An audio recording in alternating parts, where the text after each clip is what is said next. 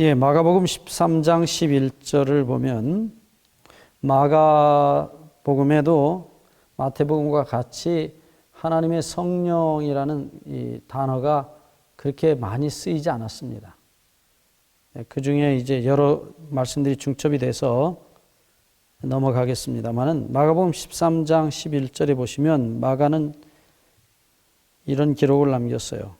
사람들이 너희를 끌어다가 넘겨줄 때 무슨 말을 할까 미리 염려치 말고 무엇이든지 그 시에 너희에게 주시는 그 말을 하라.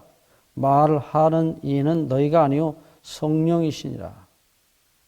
여기 이제 우리가 핍박을 당할 때, 어려운 신문을 당할 때에 우리 속에서 말씀하시는 일을 성령이라고 부르고 계세요. 이것 또한 구약적 개념입니다. 거룩의 영. 우리가 성소를 배우면 나오지만은 성소에서 소제로 드리는 제사 가운데 하나가 오순절에, 유대인 달력으로 오순절에 하나님께 드리는 소제가 있어요. 예수님이 부활하셨던 것을 나타낸 요제절 혹은 초실절에 드리는 소제가 있습니다. 그것이 분명히 구별돼서 이 소제가 기록된 것을 봅니다. 나중에 성소를 보면 우리가 그걸 볼 수 있습니다. 그런데 분명히 그 예수님의 부활을 나타냈던 그 처음 익은 열매를 드리던 절기에 드렸던 소제가 아니고 제자들이 성령을 받을 때에 자신들을 들여서 복음의 씨가 되는 이 소제가 따로 있어요. 그것을 레위기 2장 14절에 보면 너는 첫 이삭의 소제를 여호와께 드리거든 첫 이삭을 볶아 찌은 것으로 너희 소제를 삼되. 여기 보면 다른 소제와 달리 이 소제는 불에다 볶아서 빻습니다. 일반적으로 소제는 그냥 공의에 넣고 찧어서 그 다음에 그것을 가루를 내서 하나님께 드렸는데 요 오순절에 드리는 소위 소제는 볶아서 찧어요. 불에다 볶습니다. 이 불이 먼저 나타난 것을 보게 돼요. 바울이 말했듯이 예수님의 남은 고난, 복음을 땅끝까지 전하고 수많은 영혼들을 예수 그리스도의 이름으로 구원하는 일에 교회는 그리스도의 남은 고난을 가지고 있어요. 그래서 그리스도의 남은 고난을 바울도 자기가 가지고 있다고 표현하고 있어요. 골로새서 1장 24절에 보시면 나 바울은 이 복음의 일꾼으로서 이제 너희를 위하여 받는 괴로움을 기뻐하고 그리스도의 남은 고난을 그의 몸된 교회를 위하여 내 육체에 채우노라고 말씀합니다. 일반 소제는 그냥 빻아요. 생 곡식을 빻습니다. 근데 이 요제절, 초실절에 드리는 정확하게는 이게 이제 밀입니다. 밀을 볶은 다음에, 불에서 볶은 다음에 빻아요. 예수님은 말 그대로 그냥 그 육체로 그 모든 고난을 다, 우리의 죄를 다 짊어지시고 세상을 위한 고난을 다 당하십니다. 여러분 한번 생각해 보세요. 보통 곡식하고 볶아서 빻는 곡식하고 어떤 것이 빻기가 더 쉽겠습니까? 불에 볶은 것은 쉽게 잘 부서져요. 어쨌든 성령의 불에 의해서 볶아진 그리스도의 남은 고난을 채우고 있는 사도들과 교회, 초대교회 성도들을 우리가 볼 수 있어요. 그래서 세상을 위한 희생의 제물이 되고 있는 초대교회, 그리스도의 몸으로서 그리스도가 받으실 고난을 함께 받는, 세상의 구원을 위해서 받는 성도들의 모습을 보여주고 있어요. 그래서 성령이 오순절에 제자들에게 불같이 임하십니다.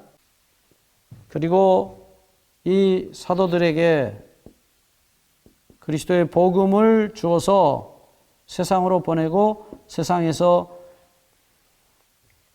그들이 고난을 당하고 순교를 당합니다. 예수님의 고난과는 비교할 수 없지만 그들은 세상의 구원을 위해서 자기들을 제물로 바치게 된 것입니다. 그런데 여기 이 마가복음 13장에 나와 있는 이 말씀을 보시면 분명히 예수님께서 마태복음 28장 18절로 20절에 하신 말씀대로 분명히 항상 함께 계시겠다고 약속하신 주님께서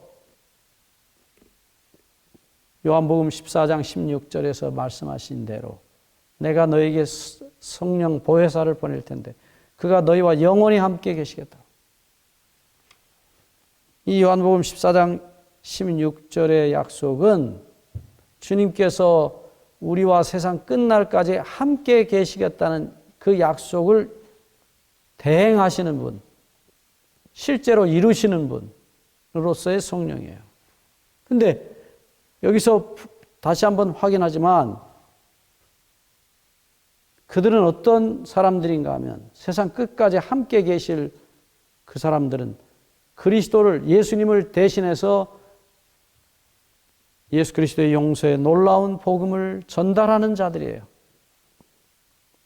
그들에게는 반드시 복음을 반대하고 대적하는 사단의 핍박이 반드시 오게 돼 있어요.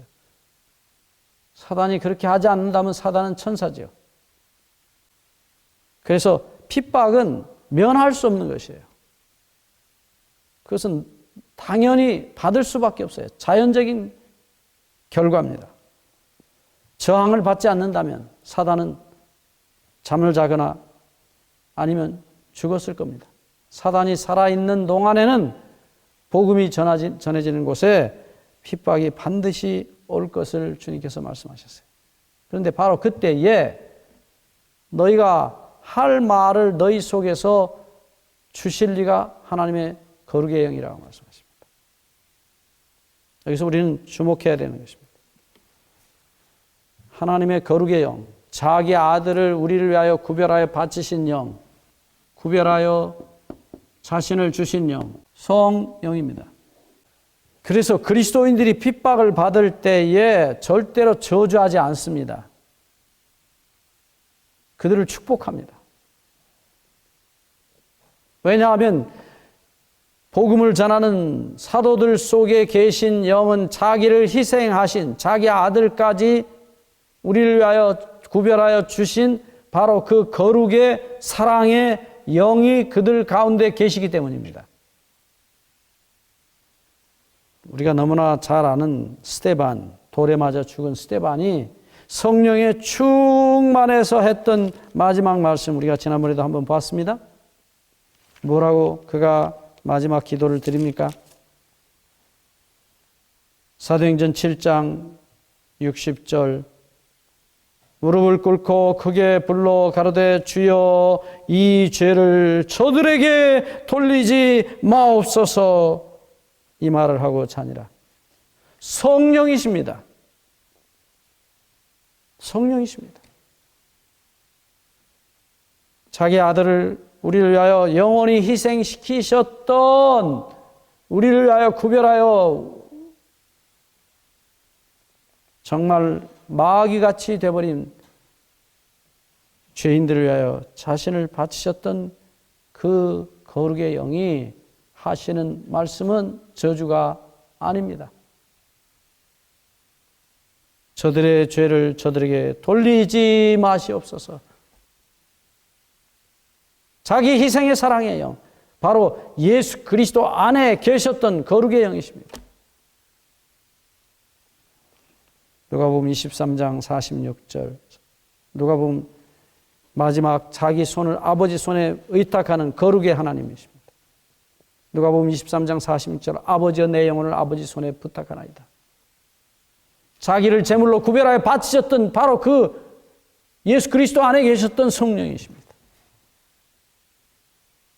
자기를 죽이는 자들의 죄를 당신이 안고 가시는 누가복음 23장 34절의 말씀대로 아버지여 저들의 죄를 사하여 주옵소서. 저들이 하는 짓을 알지 못합니다. 곧 사도들이 복음을 전할 때에 그들 속에 있었던 영은 세상을 저주하는 영이 아니었습니다. 너희들 심판날을 기다려라. 심판날 너희들 보기 좋게 다음 불구덩이에 들어갈 것이다. 저주하는 영이 아니었어요. 자신을 죽이는 자의 죄를, 그들의 죄를 가슴에 묻고 자기를 희생의 제물로, 그들의 죄를 위한 제물로 구별하여 바치셨던 예수 그리스도 안에 있었던 성령, 바로 그 거룩의 영, 자신을 구별하여 제물로 바치셨던 바로 그 같은 성령이 제자들 속에 계실 것이라고 말씀했어요. 그래서 너희가 어려운 핍박을 당할 때에 말할 것을 걱정하지 말라. 하나님의 성령이 너희 안에 계시게 그 성령이 말씀하실 것이라고 말씀했어요. 핍박은 성령이 받으시는 것이에요. 핍박은 우리가 그리스도의 성령을 받은 자로서 성령께서 우리를 통해서 복음을 전하시는 수단이 되었다는 사실을 말씀합니다. 우리가 온전히 자신을 성령께 드렸을 때 성령이, 하나님의 영이 우리를 통해서 말씀하실 것입니다.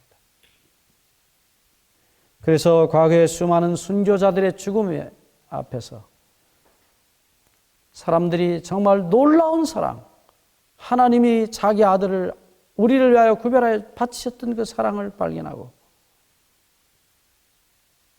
자신들을 죽이는 자들의 죄를 자신들이 끌어안고 가는 그 거룩의 사랑을 보고 수많은 사람들이 그리스도를 영접하고 그리스도인이 된 것입니다. 성령을 오해하지 않기를 바랍니다. 성령은 자기 희생의 사랑의 영입니다. 자기를 희생의 제물로 구별하셨던 예수님 안에 그 아들을 희생의 제물로 구별하여 바치셨던 아버지 하나님의 속에 계셨던 바로 같은 영이십니다. 그 성령을 우리도 충만하게 받고 성령에 의해서 그렇게 사라지게 되기를 주의 이름으로 간절히 바랍니다. 감사합니다.